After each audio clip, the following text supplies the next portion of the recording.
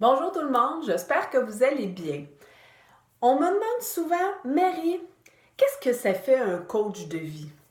Alors aujourd'hui, je réponds à tous ceux et celles qui veulent savoir c'est quoi un coach de vie et qu'est-ce que ça fait dans la vie. Le coach de vie, c'est une personne qui offre du soutien dans une période difficile. Comme par exemple une perte d'emploi, un deuil, une séparation, une remise en question, etc. Le plus gros de son travail consiste à offrir de l'accompagnement dans l'atteinte d'un objectif personnel, réaliste et écologique, ce qui veut dire que ça ne nuit pas à la personne. Ça veut dire qu'il est sécuritaire tant pour la personne que pour les autres, ou pour se débarrasser des croyances limitantes. Il fournit des outils pour mieux gérer les émotions, pour une meilleure communication avec les autres et plus encore. Le coach de vie fait de la relation d'aide, tout simplement. Aucune formation spécifique n'est nécessaire pour être coach de vie, ce qui signifie que monsieur, madame, tout le monde peut s'improviser coach de vie. Mais attention, euh, comme on fait un travail similaire aux psychologues, selon l'Ordre des psychologues du Québec, le psychologue il se distingue par sa capacité d'évaluer le fonctionnement psychologique et le fonctionnement mental, d'intervenir et de traiter dans le but de favoriser la santé psychologique et de rétablir la santé mentale.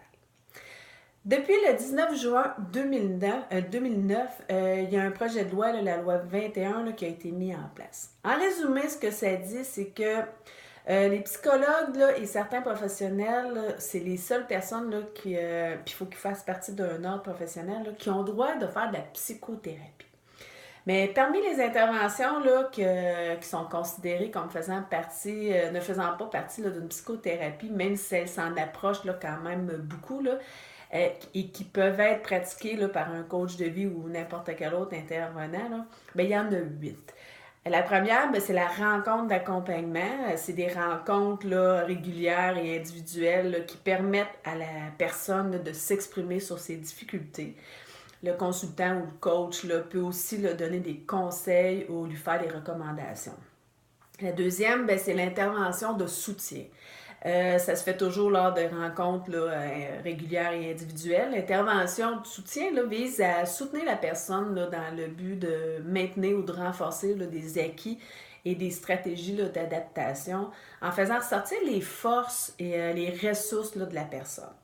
L'intervenant peut rassurer la personne, donner des conseils, fournir des informations en lien avec l'état de la personne ou de la situation vécue. Il y a aussi l'intervention conjugale et familiale. L'intervention conjugale et familiale vise évidemment à soutenir et à rétablir le bon fonctionnement dans le couple ou au niveau de la famille, par des rencontres avec les deux membres du couple et de la famille, plus les membres de la famille. Elle a pour but de faire sortir des éléments qui ne fonctionnent pas et d'intégrer des meilleures stratégies ou des moyens pour rétablir l'harmonie au sein du couple ou de la famille. Il y a l'éducation psychologique. L'éducation psychologique, elle vise un enseignement de connaissances pour avoir des meilleures habiletés spécifiques et vise à développer ou à conserver l'autonomie de la personne. Elle peut aussi viser à faire de la prévention de la maladie ou d'autres problématiques. Il y a la réadaptation. La réadaptation, ça consiste à aider la personne à traiter les symptômes d'une maladie ou à améliorer les habiletés. Elle vise à atteindre un certain niveau d'autonomie en vue d'un rétablissement. Elle peut se faire dans le cadre de rencontres régulières ou de soutien ou d'accompagnement. La sixième, c'est le suivi clinique. Le suivi clinique, il consiste en des rencontres pour la mise en place d'un plan d'intervention dans le but d'aider la personne à contrer ses difficultés et ainsi la retrouver son autonomie. Le plan d'intervention, il peut inclure plusieurs professionnels ou intervenants qui travaillent ensemble dans un but commun, dans le but d'aider la personne à atteindre ses objectifs. Il y a le coaching. Le coaching, c'est le développement des ressources et des habiletés de la personne On travaille beaucoup là-dessus. La personne n'est pas en détresse, elle n'est pas en souffrance, mais elle désire seulement là, cheminer là, au plan personnel et réaliser là, ses défis personnels et professionnels. Bref, là, atteindre des buts personnels. Finalement, ben, il y a l'intervention de crise. L'intervention de crise, ben, c'est une intervention immédiate, brève et directive. Elle vise un arrêt d'agir là, qui est fait en fonction là, du type de la personne concernée, du type de la problématique de la personne et de son entourage. Elle a pour but là, de stabiliser là, l'état de la personne, de son environnement en lien là, avec la situation de crise.